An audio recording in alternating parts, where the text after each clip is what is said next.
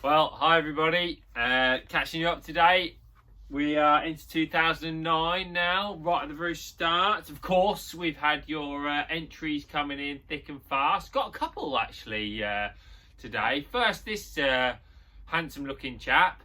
He's, I don't know if he still likes this now, but Michael, his name is. So, Michael, nice to see that you've been watching and sending this in. And then we've got a pair of twins here. Oh no, they're not twins. Is it father and son? I'm not really sure what it is, but there's two guys that Sean and Cam, their names are. So great to see those two guys as well. So very, very nice indeed. Let's, glad that you're all watching and listening. So let's look back now. This is a piece that I was really looking forward to writing. It's based on the Stainy.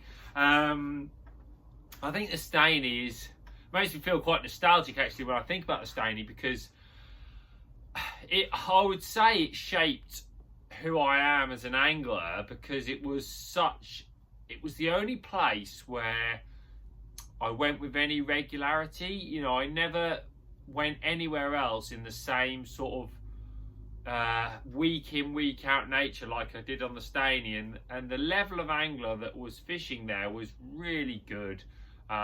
It was mainly bloodworm and joker fishing for 4, 5, 6 years, I would say, but it changed every year. It really did. It was so different all the time. It was really interesting. Then hemp started to play a part, and then bream and skimmer started to play a part. And for me, it was without a doubt the place where I've had the most success in my angling career. It was a place where I was mega confident every time I sat down, and I really enjoyed the fishing. And I think what I enjoyed about it most was you could go there on the most arctic day, a horrendously cold day, and still catch plenty of fish and get plenty of bites. And after those first couple of years where it was quite tough, it really did change, and it was a place that I really enjoyed. And then obviously as our team developed and our current team developed, a lot of the young anglers that came in, that not so young anymore, but the guys that were late teens, early 20s at the time, and I was doing quite well there, and it was nice for them. We were working together along with Alan, and we got some really, really good results. And I think we developed a lot of the skills that we know now, that we've taken abroad onto some big matches from this canal.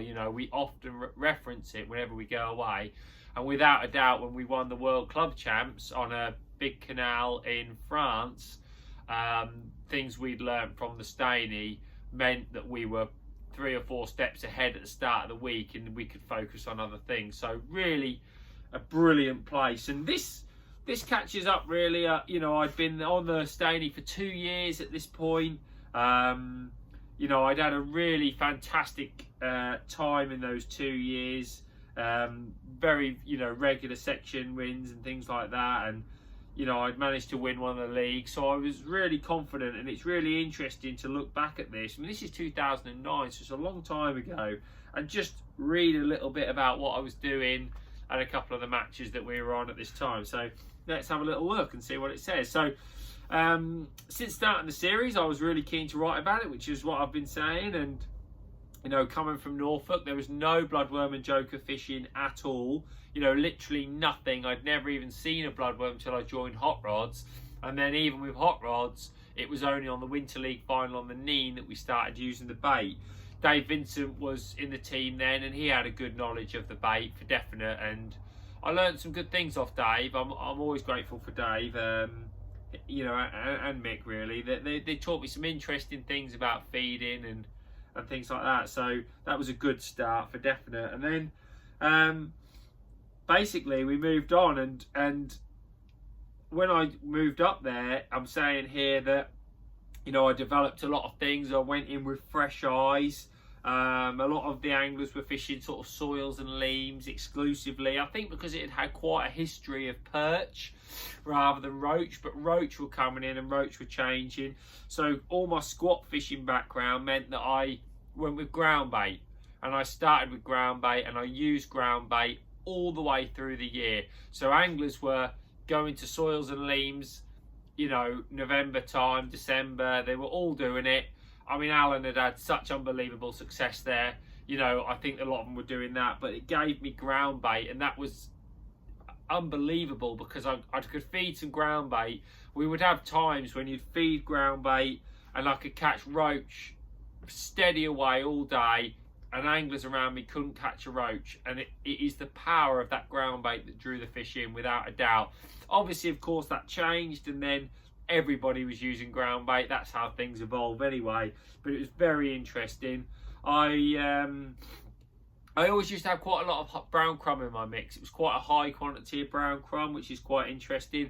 And that probably shaped some of the Sonu mixes that we do today, like River, Lake. They've got high quantities of brown crumb. River's my favourite one, and in the last sort of 5 or 6 years I fished the Stainy, that River ground bait was the base for everything. So it was, even though it's named River, it's not exclusively for that. It's the bread content that made the difference. So, you know, topping up was something I needed to look at as well. I tried leam and ground bait. I tried soils. I mixed the two together, and basically it was interesting because it was all about the joker. It wasn't about what you topped up with leam, soil and that. It was about the joker content on there. You didn't want to go nuts with ground bait topping up, so I tended to just focus on leams and soil with a little bit of ground bait in it. But, you know, it says here that on this season I went with double leam, and I fished with double leam. Just basically lots of tiny fish in the canal. If you topped up with rich balls, you caught more tiny fish. You could top up with less joker, you could catch some quality fish, and those rules still apply today. Putting the bait in, absolutely convinced that the fish sit above your bait. So if this is the bottom, you know, I've written here that the fish are sitting up here, so you lower your bait in, and as it settles, the fish have followed it down and eat it. That definitely was the case on the Stainy because the water was clear. The fish didn't sit on the bottom ripping it up. Well, they did, but you wouldn't catch them because it was too cloudy and murky. And what was interesting was when I fished with an underwater camera about 7 or 8 years later, I actually could see that when the fish came into the peg, the water was just clouded up. So it was almost as if you would hold it there to catch a fish's eye, and then that fish would follow that bloodworm down into the cloud and take it. It was unbelievable, really. You know, I'd sort of found that I needed to do that. I needed to do that technique all the time. I put here, obviously, I'd had, you know, 3 amazing years. Apart from the last match of the year before, I'd actually blanked. And that was always a thing with a Stainy. It'd be absolutely brilliant, and then it'd come to March, and it was like somebody cut the knife off. The roach just didn't feed anymore. Had they migrated? Were they even still there? I don't think anybody knows. I would suggest that they probably weren't even there. And then, you know, moving on, I've just put here that basically a couple of winter leagues to finish this piece off, which was really interesting. The lads have been doing brilliant. I'd even dropped in here that I'd managed to be top individual the year before, so why not mention that again, hey? But I'd only fished 2 this year because we were on the Super League. First match, I was on peg 170, which is really, you know, just a bare piece of canal. You'd never even sit there if you didn't know the venue. You'd never sit there, but they're the first few pegs you come to, so there's always a few fish there.